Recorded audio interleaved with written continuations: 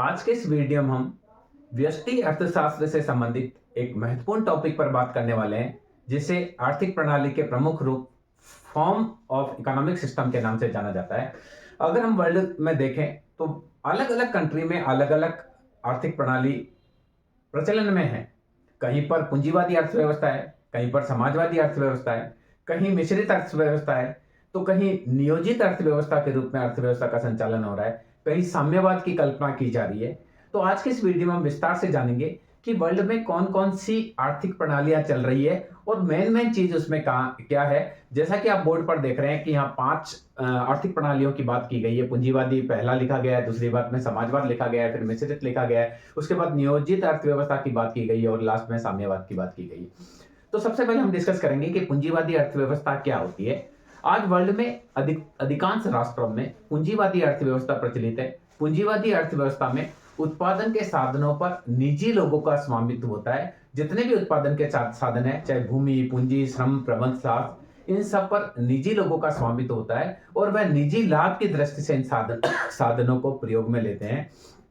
इस अर्थव्यवस्था में क्या उत्पादन करना है, कैसे उत्पादन करना है, किसके लिए उत्पादन करना है, इन सारी समस्याओं का समाधान कीमत यंत्र के द्वारा किया जाता है। इस अर्थव्यवस्था में अगर उत्पादक को लगता है कि रोटी बनाने में ज्यादा फायदा है तो वह रोटी बनाता है, बंदूक बनाने में ज्यादा फायदा है तो वह बंदूक बनाता है। यानी इस अर्थव्यवस्था में क्या उत्पादन करना है, इसका निर्णय निजी लाभ की दृष्टि से लिया जाता है। अगर उत्पादक को लगता है कि एक्स वस्तु बनाने में फायदा है तो वह एक्स वस्तु बनाएगा और उसको लगता है वाई वस्तु बनाने में फायदा है तो वह वाई वस्तु बनाएगा। यह अर्थव्यवस्था एक संचालित होने वाली अर्थव्यवस्था है। इस अर्थव्यवस्था में सरकार के द्वारा आर्थिक क्रियाओं में हस्तक्षेप नहीं किया जाता है।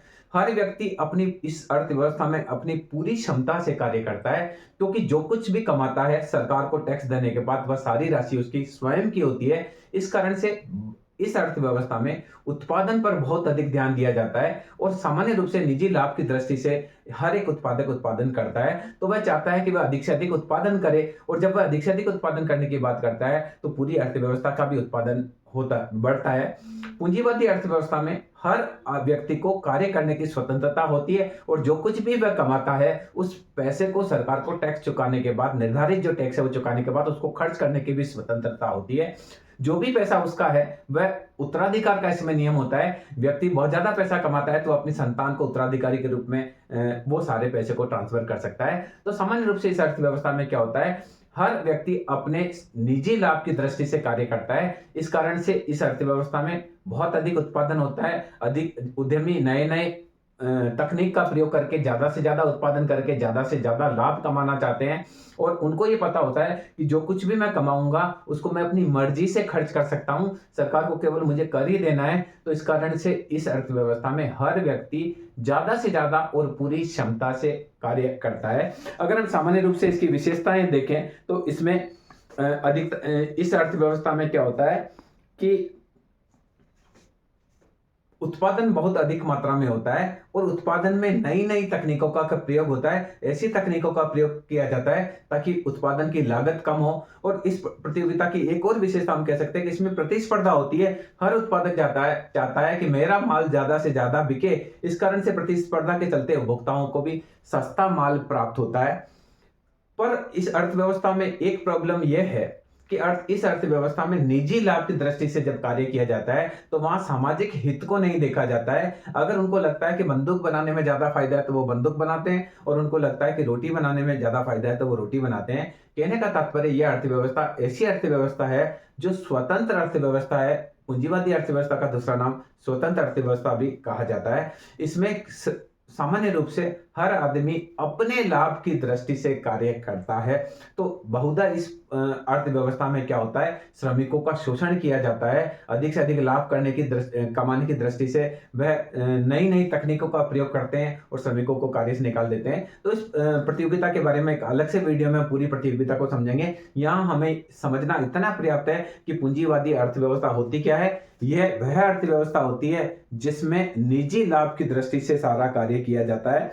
समाज में किसको वस्तु मिलेगी और किसको नहीं मिलेगी, इसका निर्धारण मूल्य यंत्र से होता है। जब कोई वस्तु का उत्पादन कम होता है और उसकी मांग ज्यादा होती है तो उस वस्तु का मूल्य बढ़ जाता है, और यदि वस्तु का उत्पादन ज्यादा हो जाता है और मांग कम होती है तो उस वस्तु का मूल्य गिर जाता है। इस प्रकार से इस अर्थव्यवस्था में जो अगर किसी समय में वस्तु का उत्पादन कम होता है तो उसकी कीमतें बढ़ जाती है, और जो उसको पे कर सकता है वही उसको परचेज कर सकता है।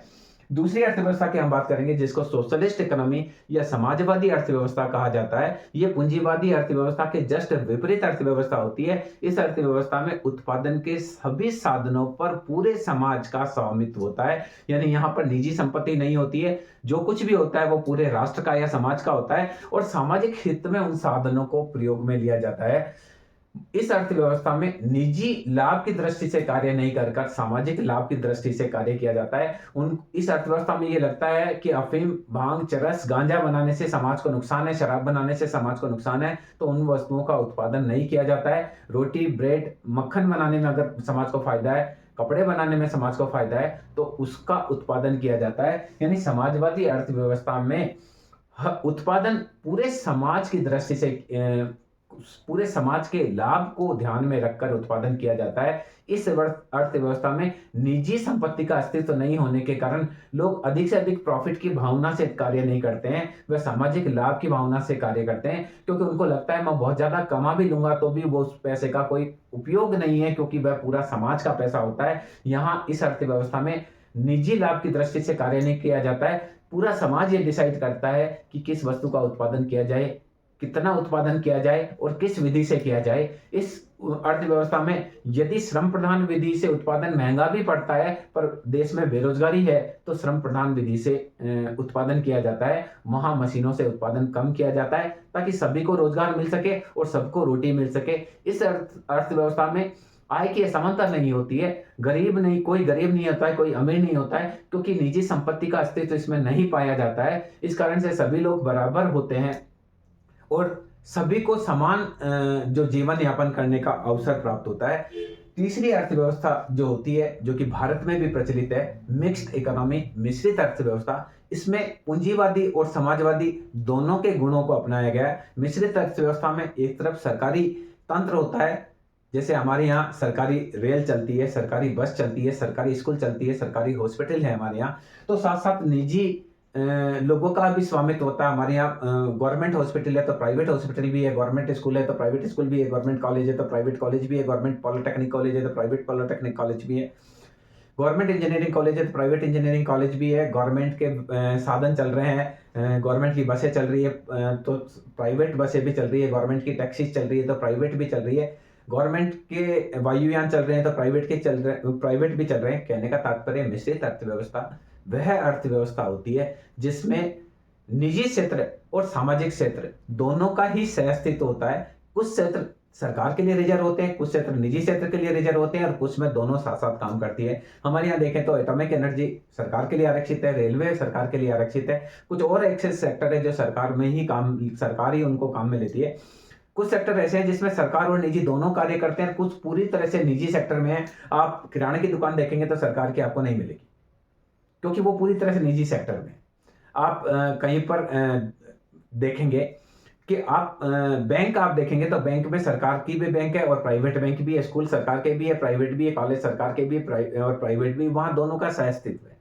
कुछ सेक्टर ऐसे हैं जो पूरी तरह से निजी सेक्टर में है, सरकार का उसमें बहुत ज्यादा हस्तक्षेप नहीं होता है। आप बहुत छोटे छोटे व्यवसाय है, रेहड़ी वाला जो व्यवसाय करता है, ऑटो रिक्शा चलाने वाला जो चलाता है, या किराने का कोई व्यवसाय करता है, या कोई डेयरी खोलता है, कोई मिठाई की दुकान खोलता है, सामान्य रूप से ये पूरी तरह से स्वतंत्र होते हैं। वहां एक तरह से वो निजी अस्तित्व के लिए कार्य करते हैं, वो अपने लाभ की दृष्टि से कार्य करते हैं। जबकि सरकारी क्षेत्र में सरकार सार्वजनिक हित को ध्यान में रखकर कार्य करती है। निजी सेक्टर वाला जो हॉस्पिटल बनाता है वो पेशेंट से ज्यादा पैसा वसूल करना चाहता है क्योंकि वो अपने लाभ की दृष्टि से कार्य करता है। जबकि सरकारी सेक्टर में निश्चित लाभ लेते हुए कार्य किया जाता है या फ्री में इलाज किया जाता है। आप रोडवेज की बस में देखेंगे तो उसका किराया निश्चित है, रेलवे का किराया निश्चित है, कई प्रकार की छूट प्रदान की जाती है, जबकि निजी सेक्टर में आप देखेंगे तो माँग ज़्यादा हो जाती है, तो बसेस के किराए बढ़ जाते हैं। तो इस अर्थव्यवस्था में दोनों ही सेक्टर होते हैं, उनका सह-अस्तित्व होता है, सरकारी सेक्टर भी होता है और निजी सेक्टर भी होता है। कुछ सेक्टर में सरकारी सेक्टर कार्य करता है, कुछ में निजी करता है, कुछ में दोनों ही कार्य करते हैं। इसके बाद वर्ल्ड में कुछ एक और अर्थव्यवस्था प्रचलित है जिसको प्लान्ड इकोनॉमी या नियोजित अर्थव्यवस्था कहते हैं। इस अर्थव्यवस्था में सरकार सरकारी अधिकारियों के माध्यम से देश में क्या किया जाना है, किस वस्तु का उत्पादन किया जाना है, कितना उत्पादन किया जाना है, उत्पादन कैसे किया जाना है, उत्पादन का वितरण कैसे करना है, सबको बराबर मिल जाए उसका क्या करना है, ऐसा सब चीज प्लान्ड के रूप में करते हैं। एक योजना बनाई जाती है और उस योजना के आधार पर डिसीजन किए जाते हैं कि साल भर में देश में कितने सड़क बनाई जाएगी, कितने बांध बनाए जाएंगे, कितने स्कूल खोले जाएंगे, कितने हॉस्पिटल खोले जाएंगे, कितने कॉलेजेस खोले जाएंगे, कितने बैंक्स खोले जाएंगे। इस नियोजित अर्थव्यवस्था में एक केंद्रीय एजेंसी होती है जो पूरी अर्थव्यवस्था के बारे में निर्णय लेती है और उसके निर्णय के आधार पर ही अर्थव्यवस्था को संचालित किया जाता है। वर्ल्ड में बहुत सारे ऐसे कंट्रीज हैं जहां पर जो शासन तंत्र है वह नियोजित अर्थव्यवस्था के रूप में पूरे देश को संचालित करते हैं। जितने भी आप देखेंगे कि बहुत सारे कंट्रीज ऐसे हैं जहां शासक जो है वो सर्वोपरि होता है और वह एक प्लान्ड इकोनॉमी के रूप में पूरी कंट्री को चलाता है। वो ये डिसाइड करता है कि कहाँ वायुयान बनाए जाने हैं, कहाँ पर एरोड्रम बनाए जाने हैं, कहाँ रेलवे चलाई जानी है, कहाँ पर मेट्रो चलाई जानी है, कहाँ बसें चलेगी, कितनी टैक्सी का भाड़ा होगा, क्या क्या रूल्स होंगे, वो सारा नियोजित अर्थव्यवस्था के रूप में होता है। इसके अलावा वर्ल्ड में हालांकि अभी साम्यवादी अर्थव्यवस्था कहीं पर भी नहीं है, पर एक समाजवाद का और ज्यादा परिष्कृत रूप होता है साम्यवादी अर्थव्यवस्था। इस अर्थव्यवस्था में कोई भी गरीब नहीं होता है, कोई भी अमीर नहीं होता है, हर आदमी बिल्कुल बराबर होता है। हर व्यक्ति को अपनी योग्यता के हिसाब से काम करना पड़ता है और उसको आवश्यकता के हिसाब से वेतन मिलता है। एक व्यक्ति के परिवार में 10 सदस्य है तो उसको वेतन ज्यादा मिलेगा, एक व्यक्ति के परिवार में 2 सदस्य है तो उसको वेतन कम मिलेगा। आप डॉक्टर है, आप श्रमिक है, आपका वेतन बराबर होगा। डॉक्टर है और आपके परिवार में 2 सदस्य है तो आपको वेतन कम मिलेगा। आप श्रमिक है और आपके परिवार में 10 सदस्य है तो आपको वेतन ज्यादा मिलेगा। इस साम्यवादी अर्थव्यवस्था का तात्पर्य क्या है? ये सभी लोगों को बराबर करती है। कोई इस अर्थव्यवस्था में गरीब नहीं होता है और कोई भी अमीर नहीं होता है। हर व्यक्ति अपनी योग्यता के हिसाब से काम करता है। किसी को रिक्शा चलाने की योग्यता है तो वो रिक्शा चलाता है, किसी को पढ़ाने की योग्यता है तो वो पढ़ाता है, किसी को इलाज करने की योग्यता है तो वो इलाज करता है, किसी को ईंट ढोने की योग्यता है तो वो ईंट ढोता है, किसी को टैक्सी चलाने की योग्यता है तो वो टैक्सी चलाता है, किसी को ईंट बनाने की योग्यता है तो वो ईंट बनाता है। हर व्यक्ति अपनी योग्यता के हिसाब से काम करता है, पर वेतन सबको बराबर मिलता है। यानी वहां पर टीचर का वेतन भी उतना ही होगा, डॉक्टर का भी उतना ही होगा, जो गधा गाड़ी चला रहा है उसका भी उतना ही होगा, जो किराना शॉप कर रहा है वो भी उसको भी उतना ही पैसा मिलेगा, जो सामान्य रूप से। तो इस वजह से इस अर्थव्यवस्था में सभी लोग बराबर होते हैं। इस अर्थव्यवस्था में ये माना जाता है कि हर व्यक्ति को अपनी योग्यता के हिसाब से काम करना है। सरकार के जो भवन है उसमें आप रहिए और सरकारी भोजनालय में आप भोजन करिए। यानी हर व्यक्ति अपनी योग्यता के हिसाब से काम करे और अपनी आवश्यकता के हिसाब से वेतन प्राप्त करे। कोई यहाँ पर बड़ा नहीं होता है, कोई अमीर नहीं है, कोई गरीब नहीं है, कोई वीआईपी कल्चर नहीं होता है। एक काल्पनिक अर्थव्यवस्था है, वर्ल्ड में कहीं नहीं पाई जाती है। तो इस प्रकार से हमारे यहाँ अगर हम आर्थिक प्रणाली के रूप में देखें तो पूरे वर्ल्ड में 5 प्रकार की आर्थिक प्रणाली की कल्पना की गई है। पूंजीवादी अर्थव्यवस्था जो आप देखेंगे ब्रिटेन, रूस, ब्रिटेन है, जर्मनी है, फ्रांस है, अमेरिका है, ऑस्ट्रेलिया है, न्यूजीलैंड है, डेनमार्क है। इन सब में पूंजीवादी अर्थव्यवस्था है। वहां की सरकार आर्थिक क्रियाओं में न्यूनतम हस्तक्षेप करती है, वो ज्यादा इंटरफेरेंस नहीं करती। हर व्यक्ति अपने लाभ की दृष्टि से कार्य करता है। वहां किसी को ये नहीं कहते हैं कि तू यहाँ पर चाय की दुकान खोल, यहाँ पर किराने की दुकान खोल, यहाँ पर डेयरी खोल। जिस व्यक्ति को जहां लगता है कि मुझे यहाँ चाय की दुकान खोलने से फायदा है तो वो चाय की दुकान खोल लेगा, उसको लगता है कि किराने की दुकान खोलने से फायदा है तो वो किराने की दुकान खोल लेगा, उसको लगता है कुछ और चीज में वह पैसा कमा सकता है तो वो कमाएगा। तो यहाँ पूंजीवादी अर्थव्यवस्था में सरकारी हस्तक्षेप नहीं होता है। जो कुछ कमाया है आपका है। सरकार को टैक्स चुराने के बाद आपने जो कमाया पैसा उससे आपकी मर्जी, आप जुआ सट्टा खेलिए, आपकी मर्जी आप उससे ड्रिंक करिए, आपकी मर्जी आप उसको जन कल्याण पे खर्च करिए, आपकी मर्जी उससे आप मकान बनाइए, आपकी मर्जी अपने परिवार के सदस्यों को बांटिए। कहने का तात्पर्य यह है कि इस अर्थव्यवस्था में व्यक्ति के द्वारा कमाया गया पैसे को खर्च करने के लिए वह स्वयं स्वतंत्र है, सरकार का उसमें कोई हस्तक्षेप नहीं होता है। तो इस अर्थव्यवस्था में व्यक्ति ज्यादा से ज्यादा मेहनत करके अधिक से अधिक पैसा कमाना चाहता है। जो कुछ भी वह कमाएगा वह अपने संतान को उस पैसे को ट्रांसफर कर सकता है। वहां उत्तराधिकार का नियम होता है और इस कारण से व्यक्ति बहुत ऐशोआराम पूर्ण जीवन यापन करते हैं। और यहाँ आय की असमानता होती है। जो व्यक्ति ज्यादा काम करता है वो पैसे वाला हो जाता है, जो आलसी होता है वो गरीब हो जाता है। बहुत तो यहाँ आय की असमानता होती है। एक वर्ग ऐसा होता है जिसके पास बहुत पैसा होता है, दूसरा वर्ग ऐसा होता है जिसके पास बिल्कुल भी पैसा नहीं होता है, वो गरीबी में जीवन यापन करता है।